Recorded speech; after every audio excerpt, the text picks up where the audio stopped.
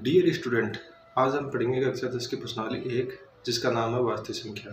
इसके अंदर हम प्रश्नावली 1.1 देखेंगे, उसके मुख्य बिंदु तथा उसके जो मुख्य प्रश्न हैं। चलो बच्चों, अब हम चलते हैं प्रश्नावली की ओर। तो बच्चों, हम प्रश्नावली को वहीं से स्टार्ट करेंगे जहाँ पर प्रश्नावली का नाम है। प्रश्नावली का नाम क्या है? वास्तविक संख्या। तो हमें पता होना चाहिए कि वास्तविक संख्या होती क्या है। तो वास्तविक संख्या का मतलब ये होता है कि वे संख्या जिनको हम क्या है देख सकते हैं और जिनका क्या उपयोग कर सकते हैं, उन संख्याओं को हम क्या बोलते हैं? वास्तविक संख्या। या दूसरी भाषा में यहाँ पर देखो बच्चों, यहाँ पर एक हमें डेफिनेशन दी गई है वास्तविक संख्या की कि परिमेय और अपरिमेय संख्याओं के समूहों को क्या कहते हैं? वास्तविक संख्या कहते हैं। और इनको किसके द्वारा दर्शाया जाता है? आर के द्वारा दर्शाया जाता है। यहाँ पर मैंने क्या है कि कुछ संख्या दे रखी है जो क्या है? वास्तविक संख्या है। ये सारी की सारी संख्या क्या है? हमारे पास वास्तविक संख्या है। अब इनमें देखो बच्चों, दो नाम आए हैं, परिमेय संख्या और अपरिमेय संख्या। तो ये क्या होती है? तो सबसे पहले हम बात करते हैं परिमेय संख्या की। तो परिमेय संख्या का अर्थ है कि जो भिन्न के रूप में है, मतलब ऐसी संख्या जो p बटा q के रूप में लिखी जा सकती है और जहाँ पर p और q दोनों के दोनों क्या होने चाहिए? पूर्णांक होने चाहिए। लेकिन यहाँ पर विशेष बात ये ध्यान में रखने लायक है कि q का मान यहाँ पर 0 कभी भी नहीं होना चाहिए। अब वो दिखती कैसी है? तो यहाँ पर कुछ एग्जाम्पल दिए हुए हैं कि परिमेय संख्या कैसी दिखती है। अपरिमेय संख्या क्या होती है? तो अपरिमेय संख्या सीधी सी बात है कि जो परिमेय संख्या नहीं होगी वो क्या होगी? हमारी अपरिमेय संख्या होगी। तो ऐसी संख्या जो p बटा q के रूप में नहीं लिखी जा सकती है, उनको क्या बोलेंगे? हम अपरिमेय संख्या बोलेंगे। जैसे कि यहाँ पर देखो बच्चों, कुछ संख्याएं दर्शाई गई है, इनको क्या बोलेंगे? हम अपरिमेय संख्या बोलेंगे। अब हम आगे चलते हैं। अब यहाँ पर एक नया टॉपिक आता है जिसका नाम है पूर्णांक। पूर्णांक क्या होता है? सिंपल सी बात है, पूर्णांक का मतलब ऐसा अंक जो क्या है? पूर्ण हो, उनको क्या बोलते हैं? पूर्णांक। जैसे कि यहाँ पर दे रखा है 5, 3, -8 और -10, तो ये क्या है? पूर्णांक। तो ऐसे कौन से अंक जो पूर्णांक नहीं होते हैं? वो हमारे पास जैसे कि 3.5 हो गया, ठीक है, या 10.7 हो गया, ठीक है। तो ये क्या है कि पूर्णांक नहीं है, ये क्या दशमलव की संख्या है। इनको क्या बोलते हैं? हम अपूर्णांक बोलते हैं या दार्शनिक संख्या बोलते हैं। तो पूर्णांक कौन से हो गए? जो क्या है कि पूर्ण अंक होते हैं, उनको क्या बोलते हैं? हम पूर्णांक कहते हैं। अब आगे चलते हैं बच्चों इसमें। अब बात आती है किसकी? सम संख्या और विषम संख्या कि सम संख्या क्या होती है और विषम संख्या क्या होती है। तो यहाँ पर क्या है कि सम संख्या वे होती है जिसमें क्या है कि 2 का भाग पूरा चला जाए और शेषफल कुछ भी नहीं रहे। मतलब शेषफल जब 0 बचे 2 का भाग देने के बाद, तो उनको क्या बोलेंगे? हम सम संख्या बोलेंगे। तो वे संख्या जिनमें 2 का पूरा भाग जाए वो क्या कहलाती है? सम संख्या। तो विषम संख्या क्या कहलाती है? जिसमें 2 का भाग पूरा न जाए, मतलब शेषफल कुछ न कुछ रह जाए, उनको क्या बोलते हैं? विषम संख्या। यहाँ पर एक मेन बात यह है कि 0 क्या होती है? एक सम संख्या होती है, विषम संख्या नहीं होती है। अब देखो, सम संख्या और विषम संख्या के कुछ रूल होते हैं, उनको ध्यान में रखना जरूरी है। जैसे कि सम संख्या में अगर सम संख्या को जोड़े तो आंसर में क्या आएगा? हमारे पास सम संख्या ही आएगी। अगर विषम संख्या को विषम संख्या में जोड़े तो क्या आएगा? इसके अंदर हमारे पास सम संख्या ही आएगी। ठीक है बच्चों, अगर सम संख्या में विषम संख्या जोड़े तो क्या आएगा? विषम संख्या आएगी। मतलब अगर सम में सम जोड़े तो भी सम संख्या और विषम में विषम जोड़े तो भी क्या आ जाएगी? सम संख्या। लेकिन एक कंडीशन, जिसमें सम संख्या में क्या जुड़े? विषम संख्या, वहां पर क्या आएगी? विषम संख्या ही आएगी। इसके बाद 3 संख्या और है हमारे पास। एक है अभाज्य संख्या, एक है भाज्य संख्या और एक क्या है? सहभाज्य संख्या। देखो दोस्तों, इसमें नाम लिखा हुआ भाज्य। भाज्य मतलब भाग जाना। तो ऐसी संख्या जिसमें भाग चला जाए उनको क्या बोलते हैं? भाज्य संख्या। और जिनमें भाग नहीं जाए उनको क्या बोलते हैं? अभाज्य संख्या। तो अभाज्य संख्या क्या होती है? वे संख्या जो केवल स्वयं यानी खुद से विभाजित हो, उन्हें अभाज्य संख्या कहते हैं। तथा जो संख्या अभाज्य नहीं होती है वो संख्या क्या होती है? भाज्य होती है। इसका अर्थ ये है कि अभाज्य संख्या कौन सी होगी? जो केवल खुद से ही क्या हो? भाग जाता हो, उनको क्या बोलेंगे? अभाज्य संख्या। और भाज्य संख्या कौन सी होती है? जो खुद के अलावा और संख्या से भी विभाजित हो जाए, उनको क्या बोलेंगे? भाज्य संख्या। जैसे कि भाज्य संख्या यहाँ पर 2, 3, 5, 7 दे रखी है, इन सब संख्याओं में खुद का ही भाग जाता है। और जैसे कि यहाँ पर भाज्य संख्या है तो 4 में 2 का भाग जाता है, 6 में 2 और 3 दोनों का भाग जाता है, 10 में 5 और 2 दोनों का भाग जाता है। तो ये कौन सी हो गई? भाज्य संख्या। अब बात आती है सहभाज्य संख्या। तो सहभाज्य अभाज्य संख्या अपने को पता है कौन सी होती है? सह का मतलब होता है साथ, मतलब जब 2 संख्या साथ में लिखी जाए, कौन सी? अभाज्य संख्या। जब 2 अभाज्य संख्या एक साथ में लिखी जाएगी तो उनको क्या बोल देंगे? हम सहभाज्य संख्या। जैसे कि यहाँ पर क्या लिख दिया हमने? 2 लिख दिया और साथ में क्या लिख दिया हमने, 3 लिख दिया। तो ये दोनों की दोनों क्या हो गई, सहअभाज्य संख्या हो गई हमारे पास। या हम इन दोनों में से जोड़ा इनका ले ले 5 और 7 का, तो ये भी क्या हो गई, सहअभाज्य संख्या। या इनके अंदर 3 और 5 का भी काम में ले सकते हैं, तो ये भी क्या हो गई, सहअभाज्य संख्या। तो जब दो अभाज्य संख्या एक साथ में लिख दी जाए तो उन्हें क्या बोलेंगे हम, सहअभाज्य संख्या बोलते हैं। अब इस प्रश्नावली का एक मुख्य पॉइंट हमारा कौन सा है, यूक्लिड विभाजन एल्गोरिथम, या इसका दूसरा नाम क्या है, कलन विधि। ये सिंपल से एक भाग देने की विधि है जो इन्होंने अपने तरीके से बता रखी है। तो ये बोल रहा है कि एक धनात्मक पूर्णांक a को किसी अन्य धनात्मक पूर्णांक b से इस प्रकार विभाजित किया जा सकता है कि शेषफल कितना बचे, r बचे, तो जो हमेशा b से क्या हो जाएगा, छोटा होगा। तो इसे ही क्या बोलते हैं, यूक्लिड विभाजन एल्गोरिथम, कलन की विधि बोलते हैं। तो ये बोल रहा है कि अगर कोई धनात्मक पूर्णांक a है और उसमें क्या है कि किसी अन्य धनात्मक पूर्णांक b का भाग देंगे तो हमारे पास एक भागफल बचेगा और साथ में क्या बचेगा, शेषफल बचेगा। लेकिन इसके अंदर जो शेषफल बचेगा वो हमेशा b से क्या रहेगा, छोटा ही रहेगा। तो उसे क्या बोल देंगे हम, यूक्लिड विभाजन एल्गोरिथम कलन बोलेंगे। अब हम बात करते हैं कि इसका काम कहाँ पर आता है। तो इसकी सहायता से हम क्या करते थे, एचसीएफ ज्ञात कर सकते थे। और ये विधि आजकल हमारे सिलेबस में है नहीं, इसलिए हम इस विधि को ज़्यादा ध्यान नहीं देंगे। अब हम आगे चलते हैं। यहाँ पर एक क्या है कि थ्योरम, प्रमेय दे रखी है अपने को। अब ये प्रमेय है क्या, उस प्रमेय का नाम है फंडामेंटल थ्योरम ऑफ अरिथमेटिक, या अंकगणित की आधारभूत प्रमेय। ये प्रमेय हमें क्या बताती है, ये कहती है कि अगर हमारे पास कोई भी एक संख्या है, जैसे कि 210 हमारे पास एक संख्या है, और इसको क्या हम टुकड़ों में तोड़े, कौन से टुकड़ों में, अभाज्य संख्या के टुकड़ों में तोड़े, तो ये अभाज्य संख्या के टुकड़ों में हमने इसको तोड़ दिया। तो यहाँ पर जो हमें टुकड़े मिले हैं ये क्या होंगे, हमेशा ही अद्वितीय या यूनिक होते हैं। इसी को क्या बोलते हैं, अंकगणित की आधारभूत प्रमेय कहते हैं। यदि किसी भी संख्या को हम क्या है कि अभाज्य टुकड़ों में तोड़ें तो उसके जो गुणनखंड है, मतलब ये जो टुकड़े हैं इनको गुणनखंड कहते हैं। इन गुणनखंड ये हमेशा क्या होंगे, यूनिक ही होंगे, मतलब इनको बार बार बदला नहीं जा सकता है, ये ऐसे ही रहेंगे। ठीक है बच्चों। अब इसके अंदर एक टॉपिक है हमारे पास, कौन सा, एचसीएफ व एलसीएम में संबंध। तो एचसीएफ और एलसीएम में क्या संबंध होता है कि अगर मान लो कि हमें क्या है कि दो धनात्मक पूर्णांक दे रखे हैं, जहाँ पर क्या है कि एक छोटा है और एक बड़ा है। तो यहाँ पर ये बोल रहा है कि अगर दोनों धनात्मक पूर्णांकों को गुणा करें और उनके एचसीएफ और एलसीएम को गुणा करें तो दोनों का मान क्या होगा, बराबर ही आएगा। अब ये जो सूत्र है, ये सूत्र हमेशा दो संख्याओं के लिए लागू होता है, दो से अधिक संख्याओं के लिए लागू नहीं होता है। अब बात करते हैं कि एचसीएफ एलसीएम होता क्या है। तो एचसीएफ और एलसीएम सिंपल सी बात है कि एचसीएफ का मतलब होता है लघुत्तम समापत्ति। तो ये बोल रहा है कि वह छोटी से छोटी संख्या जो प्रत्येक संख्या की गुणन हो उसे क्या कहते हैं हम, एलसीएम। और एचसीएफ क्या होता है, महत्तम समापत्ति। तो वह बड़ी से बड़ी संख्या जो दी गई सभी संख्याओं को पूर्णतः विभाजित कर दे उन्हें क्या बोलेंगे हम, एचसीएफ कहेंगे। तो स्टूडेंट अब हम क्या करेंगे, प्रश्नावली 1.1 के मुख्य प्रश्नों के बारे में समझेंगे कि मुख्य प्रश्नों को किस प्रकार हल किया जाता है और किस प्रकार उनको समझा जाता है।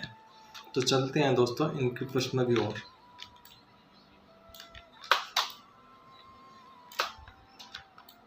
तो प्रश्नों को स्टार्ट करने से पहले हमें एक विशेष बात का ध्यान देना है यहाँ पर कि अभाज्य संख्या कौन कौन सी होती है।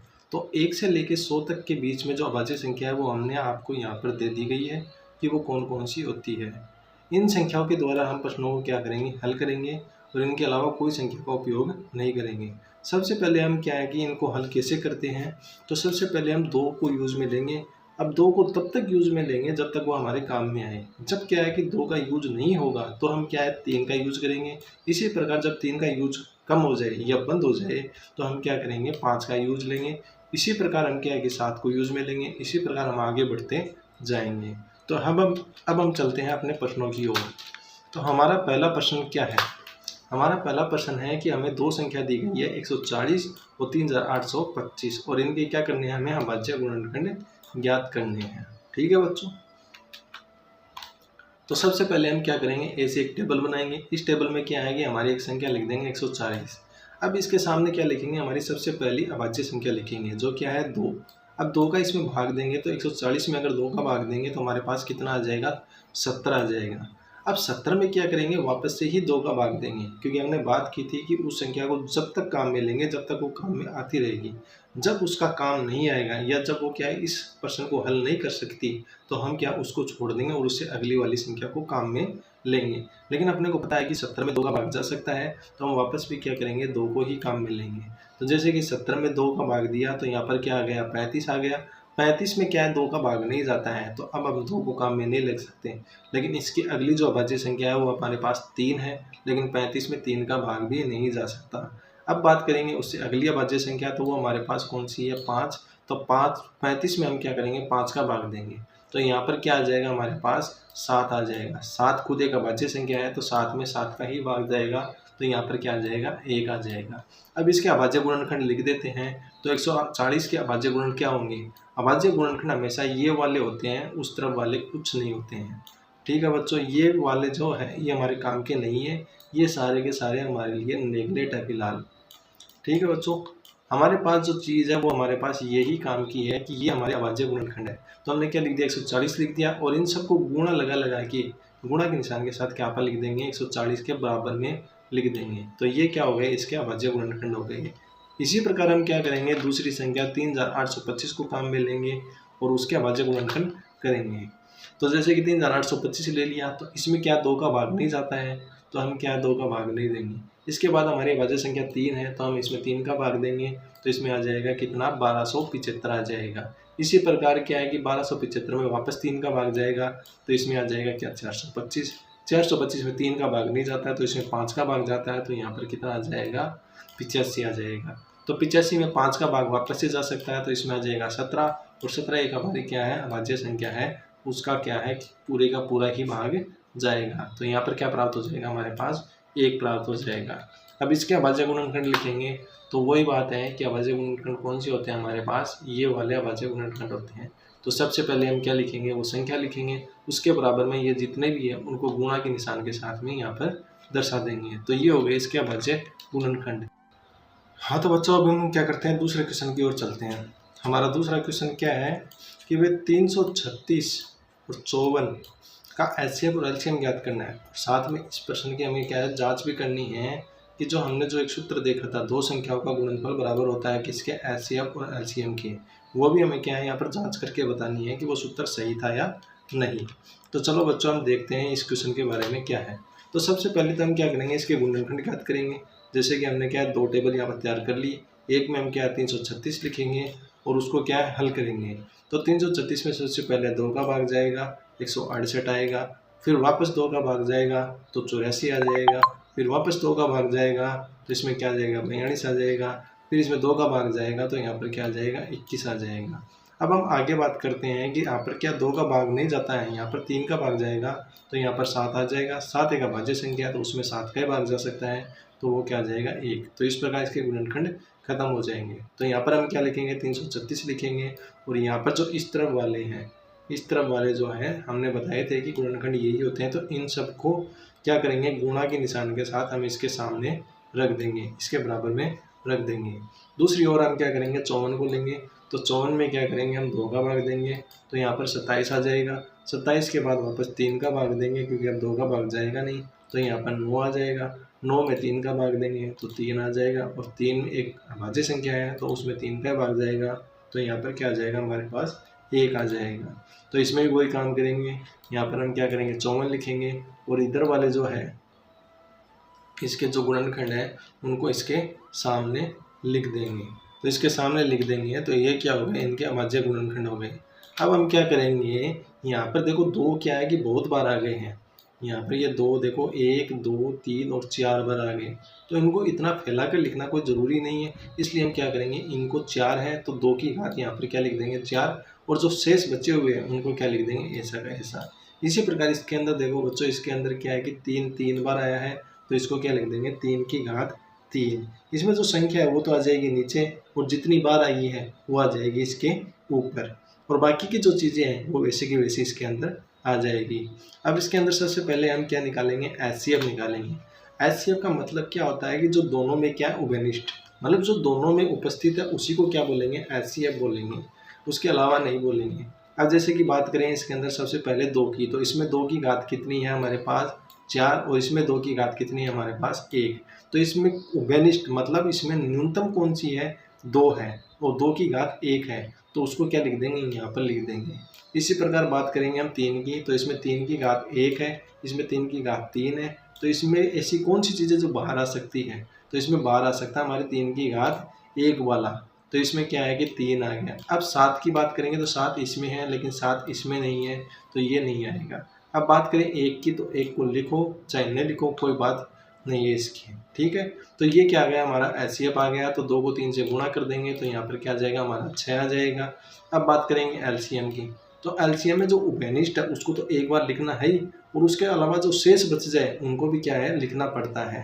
तो इसके अंदर जैसे कि बात करेंगे कि भाई 2 की घात कितनी है हमारे पास 4 है यहाँ पर, और यहाँ पर कितनी है 2 की घात 1, तो हम क्या ले लेंगे 2 की घात 4 ले लेंगे, उसके अंदर ये 1 भी आ जाएगा, तो 2 की घात 4 आ गई। इसमें 3 की घात 1 है, इसमें 3 की घात क्या हमारे पास 3 है, तो यहाँ पर 3 की घात क्या आ जाएगी 3। अब बात करते हैं 7 इसमें है, इसमें नहीं है, तो वो भी इसके अंदर गिना जाएगा। तो एलसीएम का मतलब ये होता है कि जो 2 बार है उनको एक बार लिखना है, और जो एक बार है उनको भी उनके अंदर काउंट करना है, तो उसे बोलते हैं एलसीएम।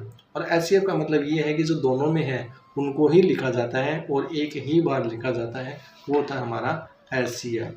तो इन सबको गुणा करेंगे तो हमारा मान कितना आ जाएगा 3024। ठीक है बच्चों, तो ये आ गया हमारा एचसीएफ और एलसीएम। अब इसके आगे का जो प्रश्न था वो हमारा प्रश्न क्या था, इसके आगे इसने बोला था कि जांच कीजिए कि दो संख्याओं का गुणनफल और एचसीएफ और एलसीएम दोनों क्या होते हैं बराबर। हमें ये चीज़ भी हमें इनको प्रूव करके देनी है। तो हम जांच करेंगे इसकी कि, तो जांच करने के लिए हम क्या है एक साइड ले लेंगे और उससे क्या दूसरी साइड हम ज्ञात करके देंगे। तो इसमें क्या कर दिया हमने एचसीएफ इंटू एलसीएम कर दिया। तो एचसीएफ का मान हमारे पास कितना है 6 और एलसीएम का मान कितना है हमारे पास 3024। अब हमें पता है कि 6 को हम क्या लिख सकते हैं 2 गुणा 3 लिख सकते हैं। 3024 है उनको भी क्या है हम टुकड़ों में तोड़ सकते हैं। तो यहाँ पर 6 को हमने क्या किस में तोड़ लिया 2 और 3 में तोड़ लिया। 3024 को हमें पता है कि 2 की घात 4 3 की घात 3 और 7 ये थी, तो 2 की घात 4 3 की घात 3 और 7 ये चीज़ हो गई। अब इसके अंदर बात करेंगे कि भाई ये सारे की सारी चीज़ हो गई। तो अब हम इनको क्या है थोड़ा यूनिक तरीके से लिखेंगे कि हमारे पास 336 क्या था 2 की घात 4 3 7 और 1 था। तो हम इसके अंदर से क्या करेंगे 2 की घात 4 ले लेंगे, ठीक है, एक यहाँ पर 3 ले लेंगे और एक यहाँ पर क्या ले लेंगे 7 ले लेंगे, और इन तीनों को क्या कर देंगे इकट्ठा करके यहाँ पर रख देंगे। तो ये क्या हमारी पहली संख्या बन जाएगी। अब इसके अंदर बची कौन सी है, एक तो 3 की घात 3 बची है, एक इसके अंदर 2 बची है जो कि हमें यहाँ पर दिख रही है। तो इनको क्या कर देंगे एक तरफ लिख देंगे।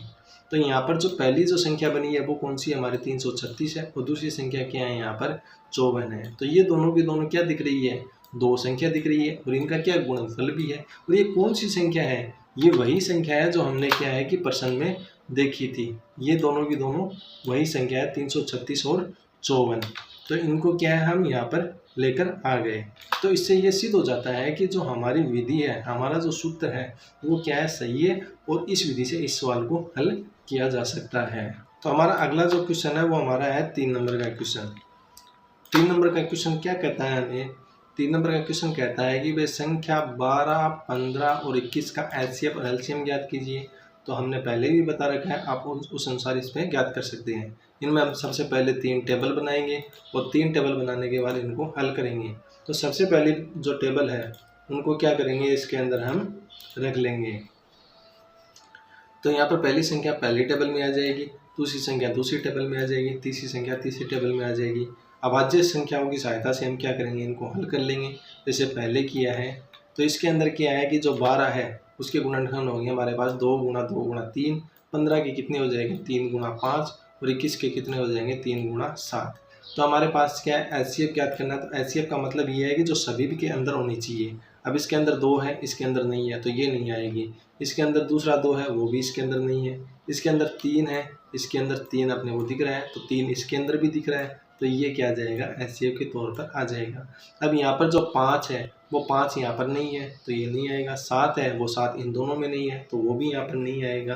तो इसका एचसीएफ कितना हो जाएगा 3। अब बात करते हैं एलसीएम की। तो एलसीएम के अंदर क्या आ जाएगा 2 की घात 2 आ जाएगा। यहाँ पर 3 है तो 3 देखो तीनों जगह है तो यहाँ पर एक ही जगह लिखना पड़ेगा इसको। फिर 5 है वो एक जगह पर है तो यहाँ पर आ गया, 7 है वो एक जगह पर आ गया। तो कहने की बात ये है कि अगर कोई संख्या 2 जगह है या 3 जगह है तो उसको एक ही बार लिखना है, उसको 2 या 3 बार हम नहीं लिख सकते हैं। तो इन सबको गुणा करेंगे तो यहाँ पर क्या आ जाएगा हमारे पास 420 आ जाएगा। तो ये इसका क्या हो गया एलसीएम, और 3 क्या हो गया इसका एचसीएफ। तो इस प्रकार हम इनको ज्ञात कर लेते हैं। अब अगला क्वेश्चन 4 नंबर का हमारा, दो संख्या 306 और 657 है, उनका एचसीएफ अपने को दे दिया 9 और एलसीएम अपने को पूछ लिया कि भाई एलसीएम अपने को ज्ञात करके बताइए। तो हमारे पास देखो यहाँ पर 3 चीज़ है, जैसे एक ये संख्या दे रखी है, एक ये दूसरी संख्या दे रखी है और एक हमारे पास इसका एचसीएफ 9 दे रखा है। तो सीधी सी बात है कि हम क्या है कि इससे एलसीएम को हम ज्ञात कर सकते हैं। तो इसका सॉल्यूशन किस प्रकार होगा, तो हमारे पास इसका एक फॉर्मूला है कि दो संख्याओं का गुणनफल बराबर होता है किसके, एचसीएफ और एलसीएम के बराबर होता है। तो दो संख्या हमारे पास कौन सी है, 306 है और 657 है। तो 306 और 657 दो संख्या हमारे पास है। अब इनका जो एचसीएफ है वो कितना दे रखा है 9, तो ये 9 यहाँ पर लिख दिया एचसीएफ की जगह पर, और एलसीएम अपने को दे नहीं रखा तो एलसीएम हमने छोड़ दिया कि हमारे पास है नहीं। अब हम क्या करेंगे, ये जो 9 है इस 9 को हम क्या ले जाएंगे, इनके नीचे ले जाएंगे, क्योंकि एलसीएम अपने को ज्ञात करना है तो इसको अकेला करना पड़ेगा। तो इस 9 को हम क्या ले गए, इसके नीचे ले गए। अब 306 है, 306 को दूसरा तरीका लिखने का क्या है, 34 गुणा 9 भी लिख सकते हैं इस चीज़ को हम। तो इसको 34 गुणा 9 लिखेंगे तो उसका मतलब भी 306 ही है। और ये जो 9 है ये 9 यहाँ से क्या हो जाएगा, कैंसिल हो जाएगा। तो यहाँ पर बचेगा क्या, 34 गुणा 657, और इनको गुणा करेंगे तो आंसर कितना आ जाएगा हमारा 22,338। तो ये हो गया हमारा अगला क्वेश्चन का हल। तो यहाँ पर जो हमारा एलसीएम आया है 306 और 657 का, वो कितना आ गया, 22,338 आ गया।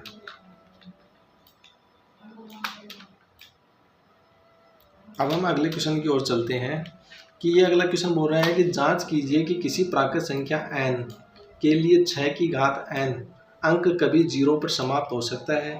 मतलब अगर 6 के अंदर हम n का मान क्या रखें, n का मान हम यहाँ पर क्या रख दें, 1 रख दें, या हम 2 रख दें, या 3 रख दें। अगर मतलब n की वैल्यू यहाँ पर कुछ भी रखे तो क्या वो संख्या 0 पर समाप्त हो सकती है, तो उसको हमें क्या है देखना है। तो देखो हम क्या है कि अगर नॉर्मल तरीके से करेंगे तो n की वैल्यू हमें बार बार रखनी पड़ेगी, तो इस तरीके से ये हल भी नहीं होगा। तो इसको हल किस प्रकार करते हैं वो हम आपको बताते हैं। यहाँ पर सबसे पहले हम क्या है कि मान लेते हैं कि भाई ये 0 पर समाप्त होती है। तो यहाँ पर लिख देंगे कि माना, क्या लिख दिया है यहाँ पर हमने कि माना कि प्राकृत संख्या n के लिए n बिलोंग n, मतलब n कहाँ पर जा रहा है, प्राकृत संख्या के अंदर जा रहा है। तो 6 की घात n अंक 0 पर समाप्त होती है। हमने कहा कि भाई ये समाप्त होती है, मान लिया हमने।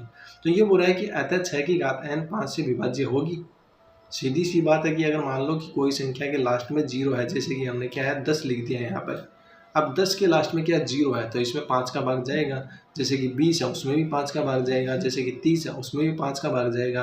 तो ये बात है कि अगर कोई संख्या के लास्ट में 0 है तो वो 5 से तो विभाज्य होनी चाहिए। तो ये बोल रहा है कि 6 की घात n क्या होगी, 5 से विभाज्य होगी।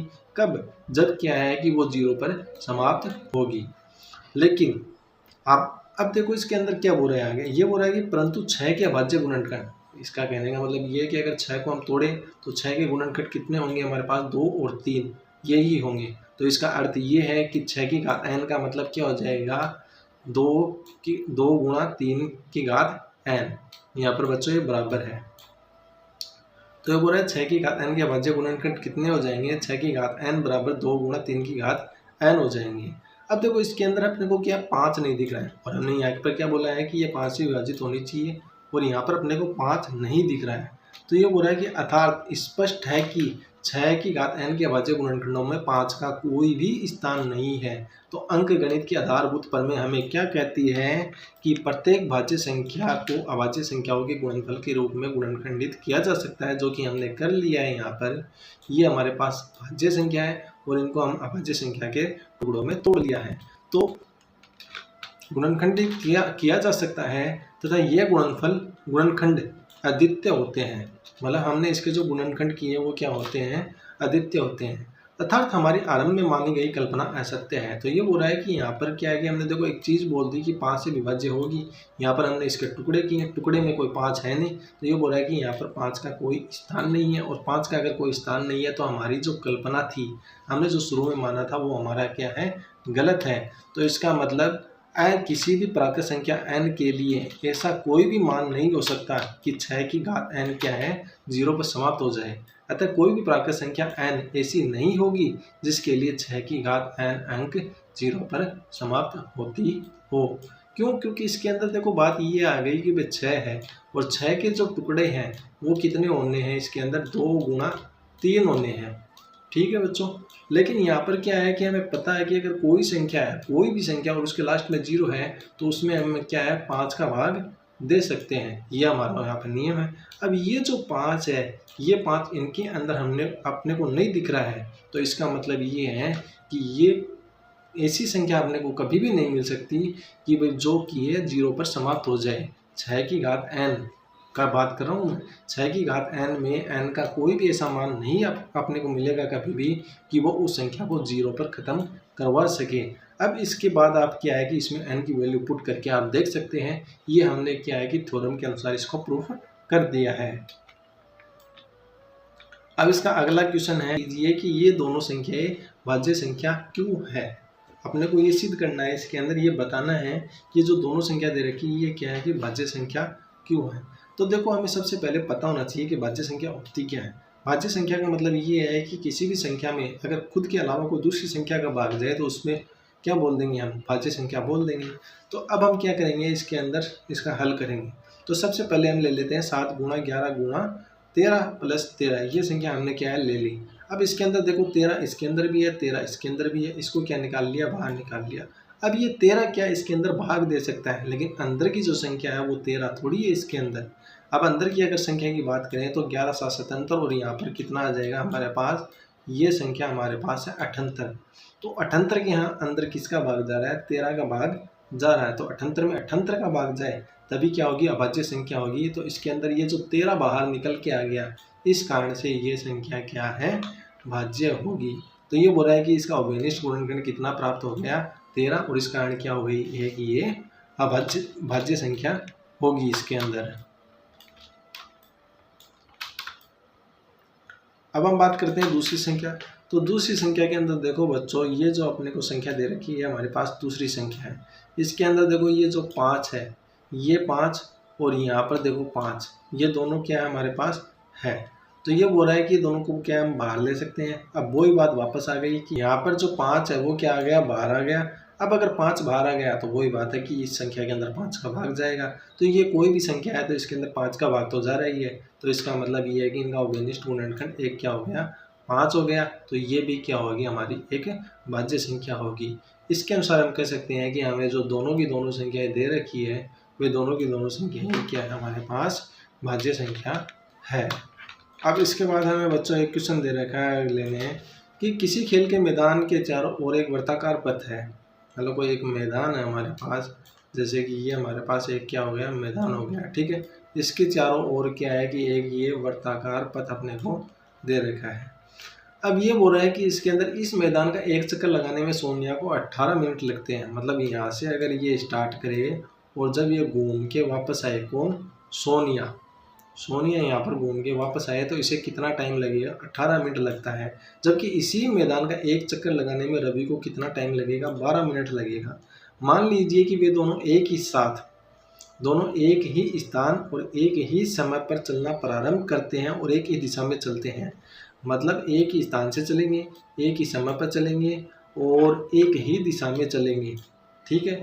मतलब 3 कंडीशन दे रखी है कि स्थान भी एक ही जगह है और उनका समय भी एक ही है और उनकी दिशा भी एक ही है। तो वो चलना स्टार्ट करते हैं तो कितने समय बाद वे क्या है कि वापस अपने स्थान पर मिल जाएंगे। तो हमें इसमें क्या है कि ये जो दोनों की दोनों अपने संख्या दे रखी है, इन दोनों संख्या का क्या करना है, हमने वो एलसीएम ज्ञात करना है। तो बात ये आएगी कि एलसीएम क्यों ज्ञात करना है, ज्ञात हम एचसीएफ भी कर सकते हैं। तो देखो दोस्तों, एलसीएम और एचसीएफ में मतलब क्या होता है। एलसीएम का मतलब होता है लोअर लिमिट और एचसीएफ का मतलब होता है हायर लिमिट। अगर मान लो कि भाई इस मैदान का चक्कर कोई काट रहा है तो उसको कम से कम समय ही तो चाहिए। वो ऐसे थोड़ी है कि भाई 1 दिन 2 दिन 3 दिन कितने भी दिन में इसका चक्कर काट लेगा। वो तो यही करेगा ना कि भाई जल्दी से जल्दी अपने को चक्कर काटना है इसका। तो ये बोल रहा है कि अगर कोई चीज़ लोअर मतलब कम से कम अगर हमें चाहिए तो उसमें क्या निकलेगा, एलसीएम ही निकलेगा। तो इसके अंदर क्या है कि अपने को 12 और 18 का एलसीएम ज्ञात करना है। तो 12 18 का एलसीएम हम ज्ञात कर देंगे तो इसका हमारे पास क्या आ जाएगा, आंसर आ जाएगा इसके अंदर। इस प्रकार क्या है कि 1.1 के अंदर जो हमारे मुख्य जो प्रश्न है उनको हमने हल कर लिया है, और जो इनके अंदर मुख्य बातें हैं उनको भी हमने क्या है समझ लिया है कि उनको कैसे हल करते हैं, कैसे समझते हैं, सारी की सारी चीज़ें हमने कर ली है। इसके बाद भी अगर आपको क्या है कि कोई डाउट रह जाता है, इसके बाद भी अगर आपको कोई डाउट रहता है तो आप हमें क्या है कि अपनी प्रॉब्लम कमेंट बॉक्स में डाल दें। हम क्या है कि आपको जल्दी से जल्दी उसका सॉल्यूशन दे देंगे।